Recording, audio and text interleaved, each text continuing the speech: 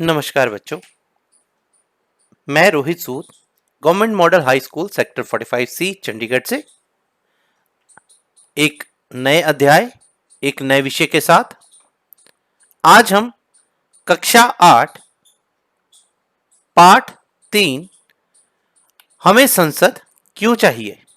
तो बताओ बच्चों, हमें संसद क्यों चाहिए? आइए इसके बारे में विचार चर्चा करते हैं। हम भारतीयों को इस बात का गर्व है कि हम एक लोकतांत्रिक व्यवस्था का हिस्सा हैं।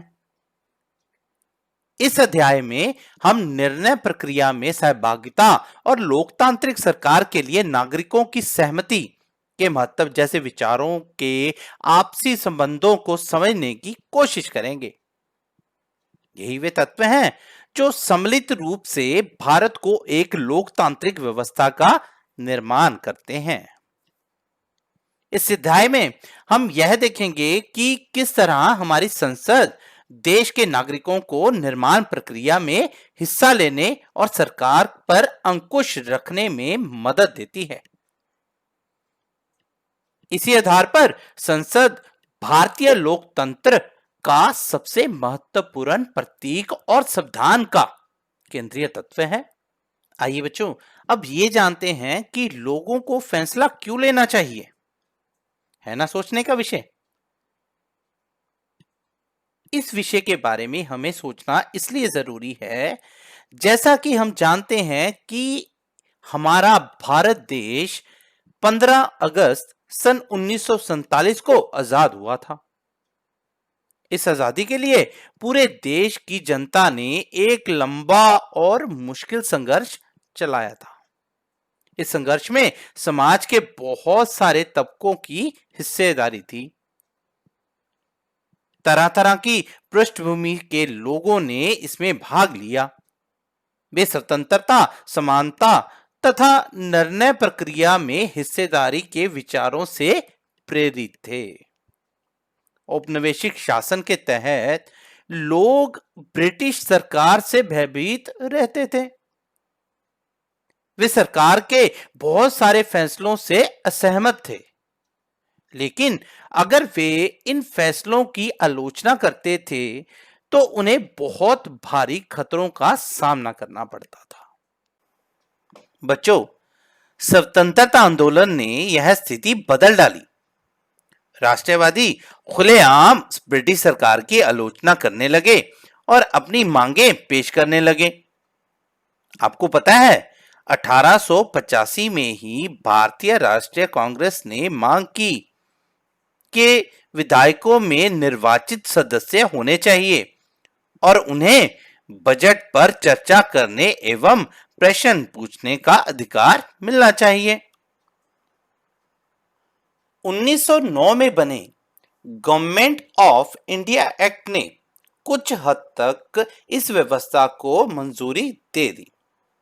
हालांकि ब्रिटिश सरकार के अंतर्गत बनाई गई ये शुरुआती व्यवस्था राष्ट्रवादियों के बढ़ते जा रहे दबाव के कारण ही बनी थी, लेकिन इनमें भी सभी वयस्कों को ना तो वोट डालने का अधिकार था और ना ही आम लोगों को निर्णय प्रक्रिया में हिस्सा लेने का।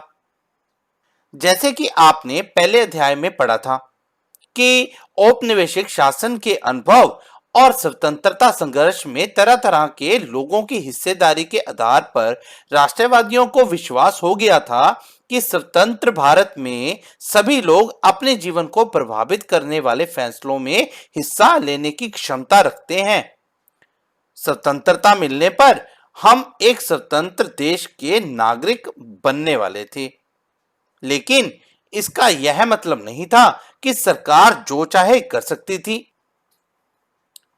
इसका मतलब यह था कि अब सरकार को लोगों की जरूरतों और मांगों के प्रति संवेदनशील रहना होगा। स्वतंत्रता संघर्ष के सपनों और आकांक्षाओं ने स्वतंत्र भारत के संविधान में ठोस रूप ग्रहण किया। इस संविधान ने सार्वभौमिक वयस्क मताधिकार के सिद्धांत को अपनाया। सार्वभौमिक वयस्क मताधिकार का मतलब है कि देश के सभी वयस्क नागरिकों को वोट देने का अधिकार है। आइए बच्चों, अब अगले विषय की तरफ देखते हैं। लोग और उनके प्रतिनिधि। सहमति का विचार लोकतंत्र का प्रस्थान बिंदु होता है। सहमति का मतलब है चाह, स्वीकृति और लोगों की हिस्सेदारी। लोगों का निर्णय ही लोकतांत्रिक सरकार का गठन करता है और उसके कामकाज के बारे में फैसला देता है। इस तरह के लोकतंत्र के पीछे मूल सोच यह होती है कि व्यक्ति या नागरिक ही सबसे महत्वपूर्ण है और सैद्धांतिक स्तर पर सरकार एवं अन्य सार्वजनिक संस्थानों में इन नागरिकों की आस्था होनी चाहिए। व्यक्ति सरकार को अपनी मंजूरी कैसे देता है? जैसे कि आपने पढ़ा है, मंजूरी देने का एक तरीका चुनाव है। लोग संसद के लिए अपने प्रतिनिधियों का चुनाव करते हैं। इन्हीं निर्वाचित प्रतिनिधियों में से एक समूह सरकार बनाता है। जनता द्वारा चुने गए सभी प्रतिनिधियों के इस समूह को ही संसद कहा जाता है। यह संसद सरकार को नियंत्रित करती है और उसका मार्गदर्शन करती है। इस लिहाज से अपने निर्वाचित प्रतिनिधियों के माध्यम से लोग ही सरकार बनाते हैं और उस पर नियंत्रण रखते हैं। तो देखा बच्चों, आज आपने एक बहुत ही रोचक विषय के ऊपर विचार चर्चा की। उम्मीद है आप सभी को समझ आ गया होगा। एक नए विषय, नए अध्याय के साथ फिर से मुलाकात होगी। तब तक के लिए नमस्कार।